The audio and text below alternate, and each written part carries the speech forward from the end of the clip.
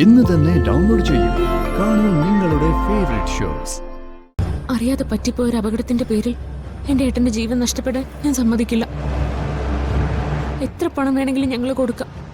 നഷ്ടപ്പെട്ട ജീവന് പകരമായിട്ടല്ല, എന്റെ ഏട്ടന്റെ ജീവിതം തിരിച്ചു കിട്ടാൻ വേണ്ടി. എന്റെ ഏട്ടൻ ഞങ്ങളുടെ കുടുംബത്തിന്റെ ആകെയുള്ളൊരു ആശ്രയമാ. വക്കീൽ വിചാരിച്ചത് നടക്കും. രക്ഷിക്കണം.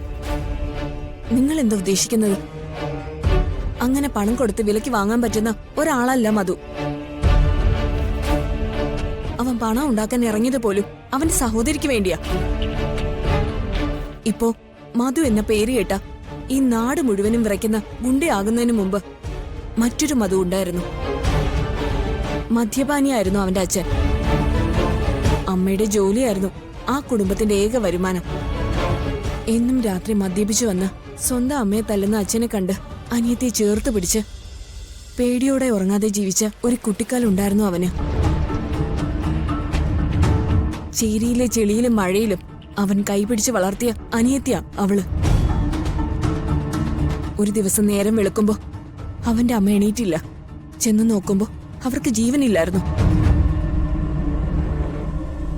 ആ അമ്മയുടെ ചേതനയേറ്റ ശരീരം അവസാനമായി ഒന്ന് കാണാൻ പോലും അവന്റെ അച്ഛൻ തിരികെ ആ വീട്ടിലേക്ക് വന്നില്ല. ഇന്ന് വരെ ആ അച്ഛനെ അവര് കണ്ടിട്ടില്ല. പിന്നെ അയാളെ അന്വേഷിച്ചുള്ള അലച്ചിലായിരുന്നു അവന്. എന്തിനാന്നറിയോ? കയ്യിൽ കിട്ടിയ കൊല്ലാൻ. പിന്നീട് എപ്പോഴോ അയാൾ മരിച്ചോന്നറിയാൻ കഴിഞ്ഞു. അന്നു മുതൽ കാക്കയ്ക്കും പരുതിനും കൊടുക്കാതെ ഊണിലും ഉറക്കത്തിലും സ്വന്തം അനിയത്തെ ചേർത്ത് പിടിച്ച് നടന്നവനാ ചെങ്കൽ മധു. അവൻ ഗുണ്ടയായതുപോലും അവൾക്ക് വേണ്ടിയാ. അവളെ കൊന്നവന് വേണ്ടി കോംപ്രമൈസ് പറഞ്ഞോണ്ട് ഞാൻ എങ്ങനെ മധുവിന്റെ മുന്നിൽ ചെല്ലും? വക്കീല് പറഞ്ഞൊക്കെ ശരിയാണ്. പക്ഷേ സ്വന്തം അനിയത്തോട് ഇത്ര സ്നേഹമുള്ള ഒരാൾക്ക് നിരപരാധിയായ ഒരാളുടെ ജീവനെടുക്കാൻ എങ്ങനെ സാധിക്കും? ഞാൻ അനൂപേട്ടനെ കൊണ്ടു കൊടുക്കാന്ന് പറഞ്ഞത് മനഃപൂർവ്വം തന്നെയാ. അതെന്തിനാണെന്നറിയോ? എന്റെ ഭാര്യ മക്കളെ രക്ഷിക്കാൻ. അതല്ലാതെ മറ്റൊരു മാർഗം എന്റെ മുന്നിൽ ഇല്ലായിരുന്നു. ഇതുപോലൊരു ക്രിമിനൽ എന്റെ ഭാര്യയുടെ ജീവൻ കയ്യിൽ വെച്ച് ഭീഷണിപ്പെടുത്തുമ്പോ ഒരു ഭർത്താവെന്ന നിലയിൽ അവളെ രക്ഷിക്കാൻ ഞാൻ പിന്നെ എന്ത് ചെയ്യണം? സ്വന്തം ഭാര്യയുടെയും കുഞ്ഞുങ്ങളുടെയും ജീവൻ രക്ഷിക്കാൻ പറ്റിയില്ലെങ്കിൽ പിന്നെ ഞാൻ ജീവിച്ചിരുന്നിട്ട് കാര്യമുണ്ടോ?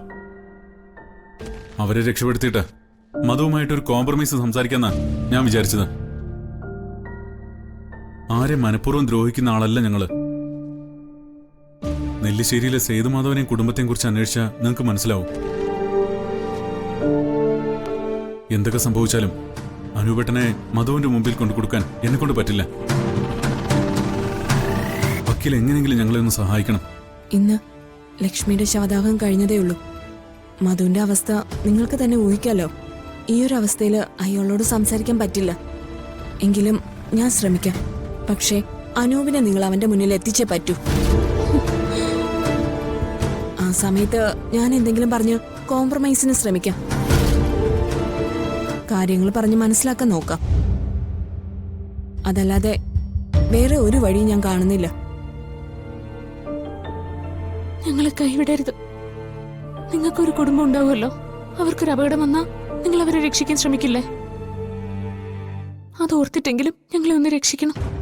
സംസാരിക്കാൻ ശ്രമിക്കാന്നല്ലാതെ എനിക്കൊരു ഉറപ്പും പറയാൻ പറ്റില്ല.